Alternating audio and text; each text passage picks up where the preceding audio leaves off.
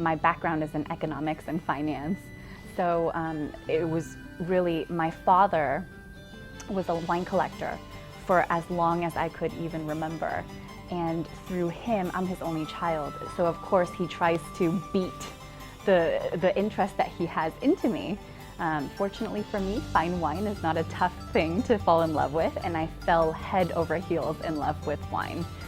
So he first introduced me to the world of Bordeaux and Burgundy, and then he introduced me to New World wines, and California became one of our favorite wine growing regions.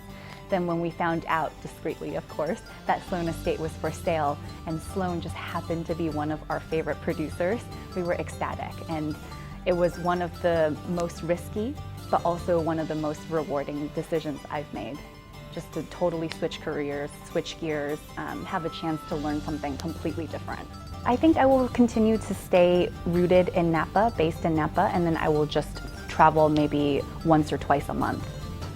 And especially during harvest, I'm a very involved person during harvest. I believe that we have to see everything.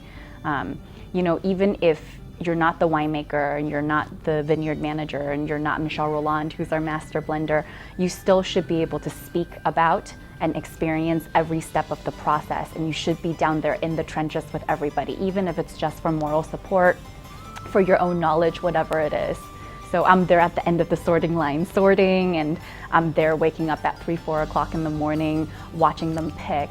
I don't pick because the workers get paid by how much they pick. So if I pick, I'd infringe upon that. For me, the typical day is very different. It just depends on the growing season and where we are in the business. So like for harvest, we could start at anywhere from 12 a.m. to 3 a.m. because we pick really early hours in the morning for the early morning fog, just to ensure that the temperatures stay cool. And then we'll start, stop picking by maybe about 6 a.m. and we'll probably start sorting by about 7 a.m. and we probably won't be finished until 5 to 7 p.m. So it's a very long day, and that's harvest. For a regular day, that's the hardest question for me to answer, but it's also one of the most exciting things about my job. I don't really have a typical day. One day I could do hospitality and host visitors all day, running around, going to meetings. I could be in the vineyards, tasting the grapes, seeing what the pH level is like, what the sugar level is like. I could spend a day with our vineyard manager, David Abreu, and we could drive all around the valley and see where other people are in the process. So it's just very difficult for me to answer what is a typical day. I'm also in charge of looking for new properties for purchase. So I could be driving around for 3 days, just looking at properties and looking at the soil. Time and Mother Nature. These are the two elements that we are at the mercy of. So it makes a big difference whether you know to pick before some heavy rainstorms come in, because you don't want the rains to dilute your flavors. It makes a difference, whether your Brix level is enough, your pH level is at the right spot for you to pick.